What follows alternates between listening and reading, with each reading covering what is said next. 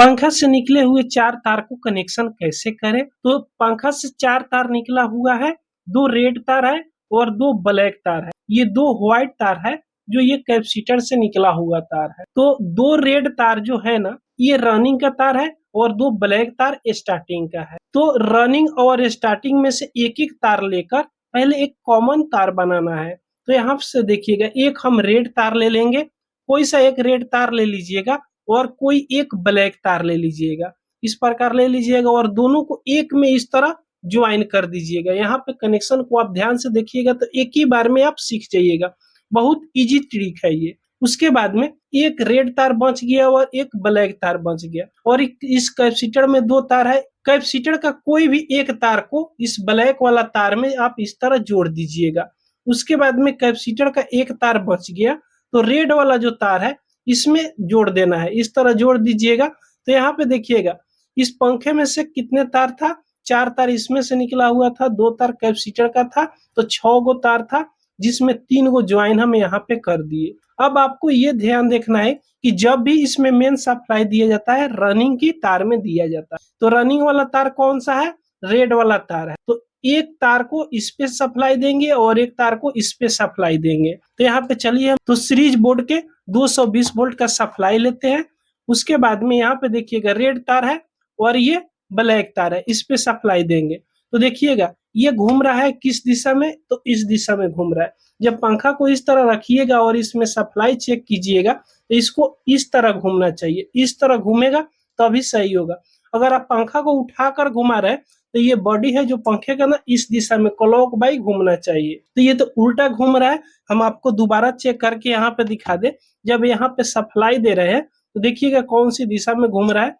इधर से ये घूम रहा है, इसको बल्कि इधर से घूमेगा तभी पंखा हवा देगा। तब आपको क्या करना है कि इसमें से कोई भी एक तार को चेंज कर देना है। आप चाहे तो रेड वाला तार को छोड़ाइए या ब्लैक वाला तार को छोड़ाइए। तो चलिए कोई भी तार को छोड़ा लेते हैं। जैसे यहाँ पे हम ब्लैक वाला तार को ही छोड़ा लेते हैं। उसके बाद में ये ब्लैक वाला तार जो छोड़ाए है ना, तो यहाँ पे 2 तार को जोड़कर हम कॉमन किए हैं, इसको छोड़ा लेना है और इसमें का रेड तार और कैपेसिटर से जो ब्लैक वाला तार छोड़ाए है उसको दोनों को एक साथ में यहाँ पे ज्वाइन कर देना है। ध्यान से देखिएगा, इस तरह ज्वाइन यहाँ पे कर दीजिएगा और ये ब्लैक वाला तार जो बच गया इसको लाकर इस कैपेसिटर में इस तरह ज्वाइन कर लेना है। ध्यान से देखिएगा, बहुत इजी ट्रिक है। इस तरह इस तार को आप चेंज कर दीजिएगा। अब आपको सप्लाई देना है, दोनों रेड ही तार पे देना है।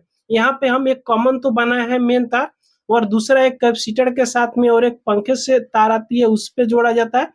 तो ये रेड तार पर ही दोनों सप्लाई इस पे दीजिएगा। अब आपको क्या करना है, मेन तार लीजिएगा जो सीरीज बोर्ड से हम 2 तार यहाँ पे लिए हैं। तो यहाँ पे देखिएगा, जब हम इस दोनों पर यहाँ पे सटा रहे हैं तो देखिएगा जैसे इस पे दोनों पर हम टच कर रहे हैं 220 वोल्ट की सप्लाई, तो ये बिल्कुल सीधा घूम रही है। देखिएगा इस तरह नाचने लगी और ये पंखा की बॉडी है ना, इस तरह नचेगा। ये मोटर इस तरह नचेगा क्लॉक वाइज, तो ये बिल्कुल सही दिशा में चलेगी। अगर इस लाइन में आपको जानकारी नहीं है तो आप घर पे कोशिश नहीं कीजिएगा, नहीं तो आपको हाई वोल्टेज का झटका लग सकता है, आपकी जान की खतरा हो सकता है। अगर आपको इसके बारे में जानकारी है तभी अपने घर पे आप ट्राई कीजिएगा, नहीं तो किसी मैकेनिक भाई को बुलाकर आप इसको ट्राई कीजिएगा।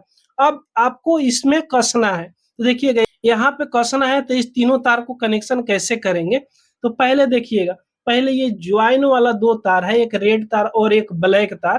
तो इसको कहाँ पे कसिएगा? तो यहाँ पे हम नजदीक से आपको दिखाना चाहेंगे।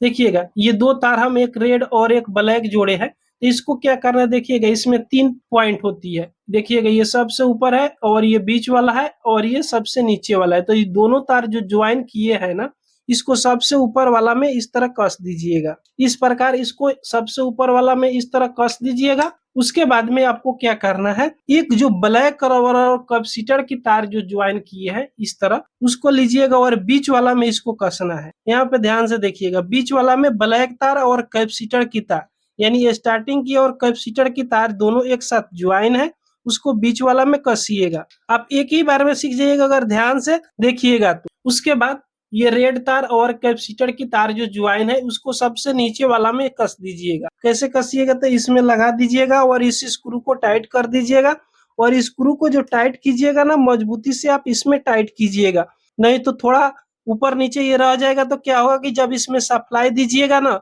तो ये स्पार्क करने लगेगा। अब देखिएगा, इसको तीनों तार को तो हम यहाँ पे कनेक्शन कर दिए। उसके बाद में इसमें 2 मेन तार जोड़ना है, तो एक तार को यहाँ पे जोड़िएगा और दूसरी तार को यहाँ पे जोड़िएगा। तो चलिए इसमें हम डायरेक्ट सप्लाई की तार लगाकर देख ले रहे हैं। तो जैसे इसमें सटाएंगे ना, पंखा घूमने लगेगी। देखिएगा इस तरह घूम रही है, यानी ये जो मेन जो कैपेसिटर वाला बॉडी है इस दिशा में घूम रही है, और ये जो बॉडी है मोटर की, पंखा की, वो इस दिशा में घूम रही है। तो इस तरह घूमे तो ये बिल्कुल 100% सही है।